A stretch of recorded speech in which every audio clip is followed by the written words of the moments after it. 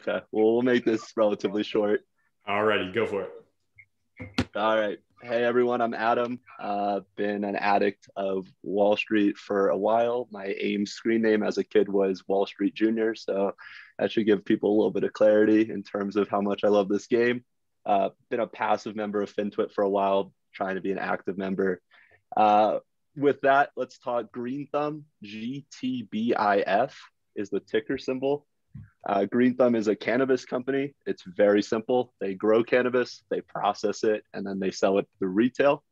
They have 54 retail locations open with licenses to open up 97 total. They have 13 manufacturing facilities, and they're currently in 12 states.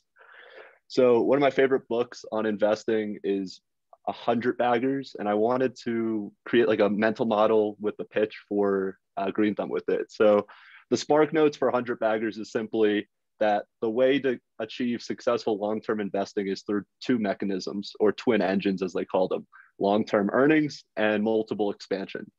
One is good, two is spectacular. Green Thumb has both. On top of the multiple expansion and long-term earnings, Green Thumb trades over the counter, so it's not available on Robinhood, and there's little institutional ownership due to the fact that it's trading over the counter. So just to quickly dive in, let's do the long-term earnings growth, one engine. Revenue in 2018 was 62.5 million, 2019, 216 million, 2020, 556 million. That's 789% revenue growth over a 3-year period. Let's flip to EBITDA. They were negative 4.8 million in 2018, 28 million in 2019, 13% of revenue. And then in 2020, 180 million in EBITDA, 32% of revenue. So as you can see, they're achieving operating leverage. For every dollar that they achieve in revenue, they are now able to bring more of that to the bottom line. So that's the long-term earnings growth. And then let's look at the future of earnings. The industry is currently worth $20 billion. At full legalization, it should be upwards of $100 billion. The next $80 billion worth of TAM will benefit Green Thumb significantly because those are most of the states that they operate in. So just to give some clarity, New York has 10 licenses for the entire state. Pennsylvania has 13 cultivation licenses. New Jersey has 12 vertically integrated licenses. Green Thumb has 1 license in all 3 of those states. All 3 of those states have not turned on whatsoever. New Jersey just passed federal legalization last November. New York just passed last week, actually. And now Pennsylvania is kind of being boxed into having to do it because all the states that are bordering them are now legalizing. So the Northeast will just start to fall like dominoes. So that's the past and the future growth.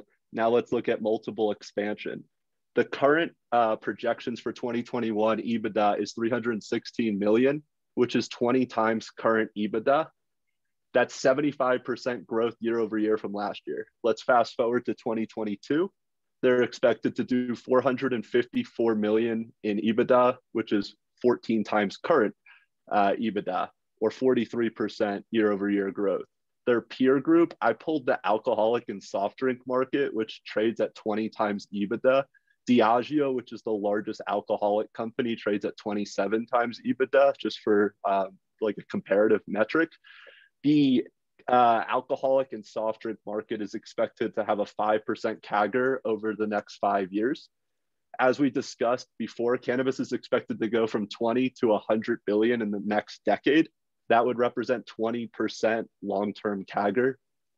So back to what we talked about before is if Green Thumb is able to establish 20% long-term CAGR, and we know that their 2022 EBITDA is 454 million, and many of their best states haven't even turned on, we can extrapolate 20% EBITDA growth from 2022 to 2030, which would be $2 billion. Looking at the soft drink market, slapping on a 20 times multiple, that would be a $40 billion valuation. The current valuation is 6 billion. That's a 6.5x return. If it traded at 25x multiple, that would be a $50 billion valuation, 8.3x return from here. And if it traded at 30x, that would be a $60 billion valuation, or a 10x from here. Now, obviously, assuming dilution and potentially them growing faster than 20%, as we've seen them do in the past, are things that you can weight for positive and negative. But it's very clear that the company is growing rapidly. Now, I know the R&B guy over there probably likes this too, but I like 8 Mile. And one of the best things that Eminem does in the movie is he not only talks about himself or his opponent, but he talks about all the negatives about himself. So let's just bring up some of the negatives real quick. One, there was a Chicago Tribune article that was citing pay-to-play activities, that the company was under federal investigation. Pretty daunting like news article, but when you dived in, there were unnamed sources. The article cited plenty of legal donations and lobbying efforts, which are completely legal in the US. And the CEO handled it really well, came out with a press release immediately following the article, and that really dampens concerns. But the problem is the feds are never going to come out and say, we're not investigating you. So just having that thought out there sucks.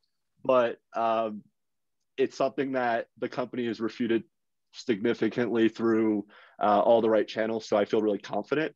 Number 2 concern is it trades on the OTC, which sucks, obviously, and it's not on the NYSE. That's both a good and a bad thing. It's good because it allows retail to accumulate before Robinhooders and institutions do. It's bad because there's really thin volume, so the price swings are pretty drastic. But it's clear that legislation is supported by both Republicans and Democrats. So for job creation and tax revenue, it's a no-brainer right now. So legislation is on the way. I see the wave. Legislation's on the way. So there's a bill right now for 280E, which would allow cannabis companies to have banking relationships better than they do right now. Right now they work with credit unions. So they would now be able to work with tier 1, tier 2 banks, which would allow them to get lower cost of capital. So their debt financing is very expensive right now, but post 280E, they would be able to get favorable terms, and they're highly cash flow positive. So therefore they would be able to get really competitive rates to grow. The third concern is a post-legalized world. We have no idea how it will look. Will there be interstate commerce? Can you import, export from LATAM or Europe? Who knows? So these are things that one, nobody really knows that one. But for 1 and 2, it's clear that those concerns were or are being addressed. And then I guess in summary, Green Thumb has, 1, long-term earnings growth and multiple expansion just due to where it's trading at versus its alcoholic and soft drink peers. Number 2, they're taking market share away from all their competitors in the key states that they operate in. There's retail point of sale data that has been showing significant market share growth that they've been taking. Number 3, post uplisting, the investor total addressable market will increase as institutions and Robinhooders will be able to invest. And then the last point that I wanted to make is that there's a huge debate with value investing and growth investing. This is truly fits the concentric circle of both, as it is growing rapidly, but is trading at relatively undervalued metrics. And with that, I don't know if I hit the 2-minute mark, but let's just call it there.